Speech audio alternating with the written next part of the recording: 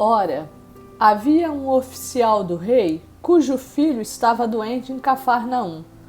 Tendo ouvido dizer que Jesus viera da Judéia para a Galiléia, foi ter com ele e lhe rogou que descesse para curar seu filho, que estava à morte. Então Jesus lhe disse: Se porventura não virdes sinais e prodígios, de modo nenhum crereis. Rogou-lhe o oficial: Senhor, desce, antes que meu filho morra. Vai, disse-lhe Jesus, teu filho vive. O homem creu na palavra de Jesus e partiu. Já ele descia, quando os seus servos lhe vieram ao encontro, anunciando-lhe que o seu filho vivia. João 4, versos 46 a 51. Mais uma passagem retratando o dia a dia de Jesus no desenvolver da sua missão e do seu ministério na terra. Como sempre, por onde passava, lhe traziam doentes, surdos, mudos e possessos, e ele libertava e curava a todos. Nessa passagem, o oficial do rei foi ao seu encontro, pedindo que curasse o seu filho, que estava à beira da morte. Jesus acaba fazendo um desabafo, reclamando pela falta de fé e de confiança do oficial e de todo o povo, dizendo que se não vissem sinais e prodígios, não criam nele como o Cristo, como o Filho de Deus. E a descrença e desesperança do oficial eram tão grandes que ele chegou a apressar Jesus, dizendo para descer com ele depressa, antes que seu filho morresse.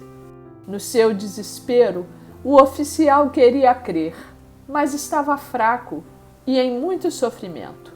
Não sabia que estava diante do Rei da Glória, da luz do mundo e do Senhor da vida. Precisava urgentemente do milagre, mas não tinha ideia de que para Jesus não existe limitação de tempo, de espaço e de lugar, e que ele sequer precisava ver ou tocar o seu filho para curá-lo.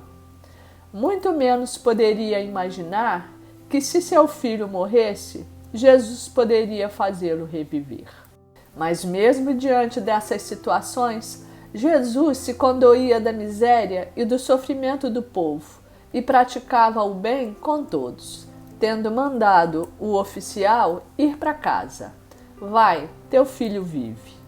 A Bíblia diz que o homem creu na palavra de Jesus e partiu, encontrando seus servos que vinham lhe dizer que o seu filho vivia.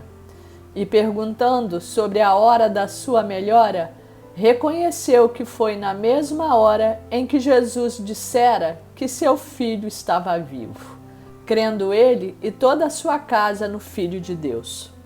E o Senhor está falando conosco nessa mesma palavra.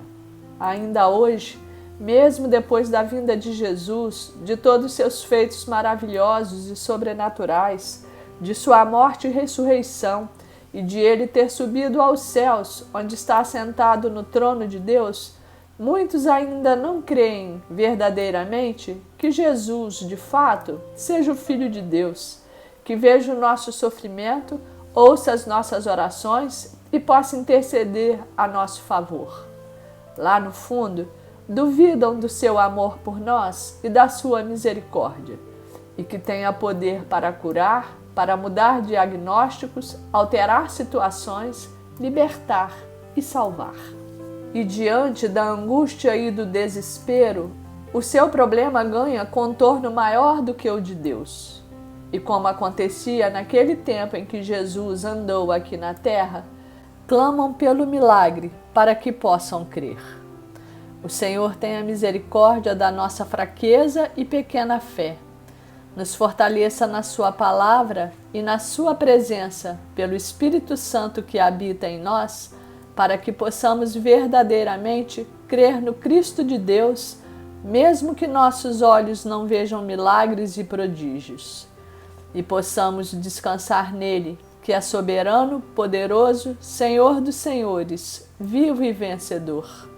Eu agradeço ao Espírito Santo por essa palavra do dia, que vem nos trazer reflexão, entendimento e fazer fortalecer e reavivar a nossa fé naquele que já venceu a morte e que, por sua graça, nos alcançou a paz, vida abundante e a salvação eterna. Eu louvo a Deus, que é Pai, Filho e Espírito Santo eternamente, e dou graças a Deus, que nos dá a vitória por intermédio de nosso Senhor Jesus Cristo. Primeira carta aos Coríntios 15, versos 57. Amém.